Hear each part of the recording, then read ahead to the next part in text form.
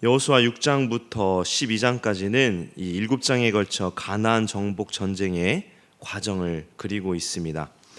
여호수아와 이스라엘 백성들은 하나님의 명령을 따라 가나안 정복 전쟁을 치르고 있지만 이 하나님께서는 아무런 전술 전략 없이 가나안 정복 전쟁을 진행하도록 하시지 않았습니다. 하나님께서는 가나안에 허리를 할 수 있는 여리고 공략을 시작으로 하여 중부 지역을 먼저 정복하게 합니다. 이것이 바로 8장까지의 내용이죠. 이렇게 한 이유는 가나안의 세력을 남과 이 북으로 양분시켜서 전력을 약화시킨 후에 각 지역을 나누어 정복하게 하기 위함입니다. 결코 그냥 발길이 닿는 대로 가나안을 정복하는 것이 아니죠. 그 다음 하나님께서는 어디를 치게 하시는가? 바로 가나안 남부 지역을 정복하게 하십니다. 그래서 9장을 시작으로 11장 15절까지는 이스라엘이 먼저 가나안 남부 세력을 격파하고 그 다음 북방 세력을 괴멸하는 순서로 전개됩니다. 7장 8장에서 일어난 일들에 대해 가나안 사람들의 반응은 어땠을까요? 1절 2절에 그들의 반응이 나타납니다. 이 일 후에 요단 서쪽 산지와 평지와 레바논 앞 대해 연안에 있는 헷 사람과 아모리 사람과 가나안 사람과 브리스 사람과 히위 사람과 여부스 사람의 모든 왕들이 이 일을 듣고 모여서 일심으로 여호수아와 이스라엘에 맞서서 싸우려 하더라. 여호수아서는 가나안 족속들의 이 반응을 총 2번 기록하는데요. 5장에서 한 번, 그리고 오늘 9장에서 기록합니다. 5장 1절에서는 이스라엘 백성들이 요단강을 건넜다라는 소식을 듣고 가나안 족속들이 두려움을 느끼고 이제 사기가 저하된 것을 보여줍니다. 그런데 오늘 9장 1절 2절 말씀을 보면 어떻습니까? 그들이 힘을 결속시켜서 이스라엘에 대하여 항전의 결의를 다지고 있는 것을 보여줍니다. 이는 가나안 족속들이 이스라엘 군대가 여리고와 아이를 진멸하는 과정을 듣고 이제 더 이상은 행동을 취하지 않으면 안 되겠다라는 절박한 위기를 느꼈기 때문입니다. 가나안 족속들은 도시국가를 형성하면서 서로 경쟁하고 때로는 싸우면서 살아가고 있었습니다.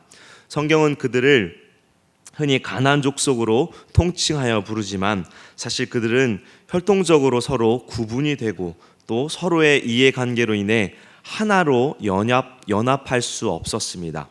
그들이 좁은 가나안 땅에서 한 국가를 이루지 못하고 도시국가 형태로 남아있었던 것도 바로 이러한 이유 때문이었습니다. 그런데 본문 2절을 보면 평소에 이들의 알력과 경쟁 관계에 있던 가나안 족속들이 하나님과 이스라엘을 대적하기 위해 군사 동맹을 맺은 것입니다.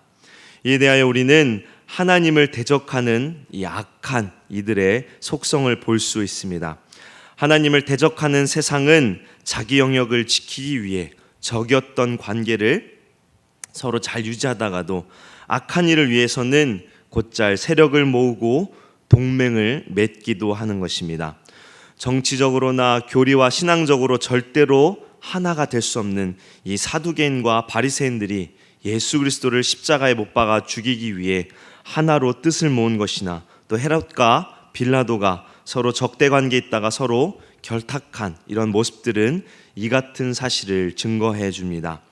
악한 이들은 하나님과 진리를 대적하는 일에 마음과 뜻을 모읍니다.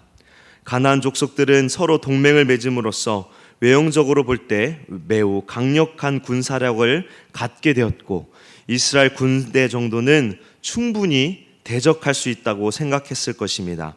그러나 어떨까요? 그들은 그들의 동맹이 오히려 자신들을 동시에 멸망케 하는 신호탄임을 알지 못했습니다. 세상의 대적자들은 때로 연합하여 하나님의 백성을 대적하고자 하지만 하늘에 계신 하나님은 그들의 어리석은 소행을 비웃고 계십니다. 왜냐하면 하나님께서 함께 하시는 한 그 누구도 저들의 머리털 하나 손상시킬 수 없기 때문입니다.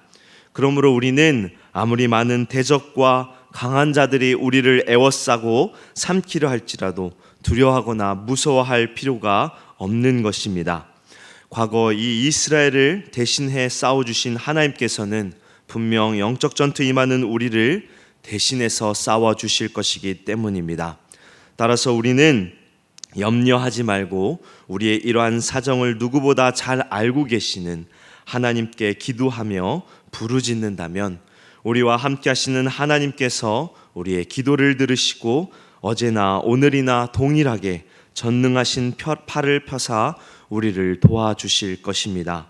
따라서 우리는 이 같은 하나님을 신뢰하며 항상 담대함과 용기를 잃지 않아야 할 것입니다.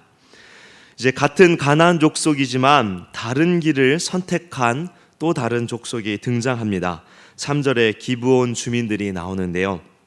그들은 애굽과 요단 동편에서 행하신 하나님의 큰 일들을 듣고 살 길을 찾아 나섭니다. 그들이 선택한 방법이 무엇인가 하면 바로 이스라엘과 화친을 맺는 것입니다. 기브온은 여리고와 아이성 근처에 있는 성읍으로 이스라엘의 이 다음 공략 대상이 될 가능성이 컸습니다. 기브온은 히위 족속의 성읍으로 매우 강성했을 뿐 아니라 여호수아 10장 2절에 보면 왕도와 같은 큰 성이라라고 말씀합니다. 그렇게 기브온은 다른 성읍들에 비해 매우 큰 영향력을 지니고 있었습니다. 그럼에도 불구하고 그들은 이 이스라엘 백성들이 요단강을 마른 땅으로 건너고 여리고와 아이성을 가볍게 멸망시켰다는 소식을 듣고 자신들의 힘으로는 이스라엘을 도저히 상대할 수 없다고 판단을 내렸습니다. 그리하여 자신들이 생존할 수 있는 유일한 방법으로 이 이스라엘과 화친을 꾀해야 했던 것입니다. 여호수아서 전체에서 라합이 개인적으로 이스라엘 편에 서서 구원받은 것을 제외하고는 이렇게 집단적으로 이스라엘에 투항하여 화친을 맺은 것은 기브온 이 거민들이 유일합니다. 그들은 이스라엘 사신을 보내는데요, 마치 가나안 족속이 아닌 먼 곳에 사는 자들인 것처럼 꾸몄습니다. 이렇게 한 것으로 보아 그들은 신명기 7장과 20장의 말씀인 이 이스라엘 백성들이 가나안 땅에 있는 족속들과는 절대 평화의 동맹을 맺지 말고 진멸하라는 이 하나님의 명령을 알고 있었던 것 같습니다. 4절 5절에 보면 낡은 옷과 기운 신발, 헤어진 돈주머니, 떨어진 또 곰팡이 난 떡 등으로 위장하였다고 말씀합니다. 그리고 그들은 마치 멀리서 왔기 때문에 최근의 소식은 듣지 못한 것처럼 꾸미기 위하여 여리고와 아이성에 관한 소식은 언급하지 않고 이스라엘 백성이 애굽에서 나온 사실과 또 요단 동편에서 일어난 소식만 들었다라고 말씀합니다. 그들은 스스로를 이스라엘의 종이라고 칭하며 이스라엘 백성들 앞에서 매우 겸손한 태도를 취하죠. 이에 여호수아와 이스라엘의 장로들은 그들을 처음에는 의심하였지만 결국에는 그들에게 속아 넘어가게 됩니다. 이 속임으로 기브온 사람들은 구원을 얻게 되지만 이것은 결코 올바른 방법이 아닌 것입니다. 그들은 속임수에 근거한 조약 체결이었기 때문에 안전성을 보장받을 수 없습니다. 결국 기브온 거민들은 속임수를 쓴 것 때문에 저주를 선언받고 영영이 이스라엘의 종이 되며 이스라엘 회중을 위하여 하나님의 집에서 나무를 패며 물 깃는 일을 수행하게 됩니다. 어찌됐든 이스라엘 사람들은 기브온 사신들의 차림과 그들의 말을 듣고 속아 넘어가 그들과 화친 조약을 맺고 맙니다. 이것은 이스라엘이 저지른 또 한 번의 뼈아픈 실수가 아닐 수 없습니다. 왜냐하면 그들은 가나안 족속을 다 진멸하라는 하나님의 명령과 상반되게 이 기브온 족속과 화친을 맺음으로써 그들을 살려주어야 하는 잘못을 범했기 때문입니다. 이스라엘의 지도자인 여호수아와 장로들은 당연히 하나님께 물었어야 하지만 그들은 자신들의 판단과 생각에 의존해서 그들과 화친을 맺은 것입니다. 이는 곧 아이성 전투에서 뼈아픈 경험을 했음에도 불구하고 그들이 아직도 인간적인 판단과 생각에 의존하는 죄된 본성을 버리지 못했다는 것은 증거인 것입니다. 이는 우리에게도 마찬가지입니다. 죄는 영적인 경각심이 해제되는 순간을 호시탐탐 노립니다. 우리는 늘 오판할 가능성이 있습니다. 인생의 수많은 문제를 놓고 어떤 결정을 내려야 할지 고민하고 계십니까? 하나님께 묻지 않고 행동했던 이 이스라엘 백성들의 우리 실패를 거울 삼아 항상 하나님께 나아가 간구하며 주님만을 의지함으로 문제를 해결하는 우리 모두 되기를 바랍니다. 또한 기본 주민들의 투항에 관한 말씀은 이 하나님의 진노의 심판이 임박한 가운데 최후로 회개하여 구원 얻는 자들을 예표하는 것입니다. 비록 그들의 화친 조약은 사악한 속임수이며 이스라엘의 실수에 의한 것이기에 결코 정당화될 수는 없을 것입니다. 그러나 하나님께서 이 조약을 인정하셨고 그들은 구원을 얻게 되었습니다. 즉 그들이 구원을 얻고자 한 행동에 대하여 책임을 하나님께서 물으시지만 하나님께서 구원을 허락하셨다는 것입니다. 구원을 간절히 바라고 원할 때 하나님께서는 응답하신다는 것을 우리가 꼭 기억하며 지금도 하나님의 구원을 애타게 찾는 이들, 하나님의 구원이 필요한 이들을 위하여 우리는 하나님의 복음을 전하고 구원을 얻도록 힘써야 할 것입니다.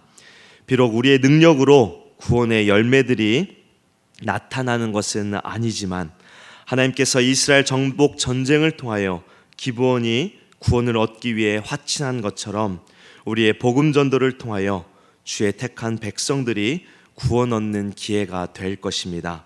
주님께서 명령하신 한 사람의 생명을 위하여 힘쓰는 우리 모두 되기를 주님의 이름으로 축원합니다.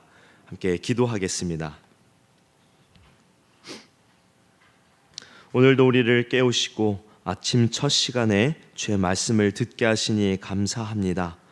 오늘 말씀처럼 우리가 대적들에게 둘러싸여 있을지라도 또 중요한 문제들이 우리 눈앞에 놓여 있을지라도 염려하지 말고 주님께 기도하고 의지함으로 모든 대적들을 이겨내며 문제들을 주님의 은혜로 해결함을 얻는 우리 모두 되게 은혜 내려 주시옵소서.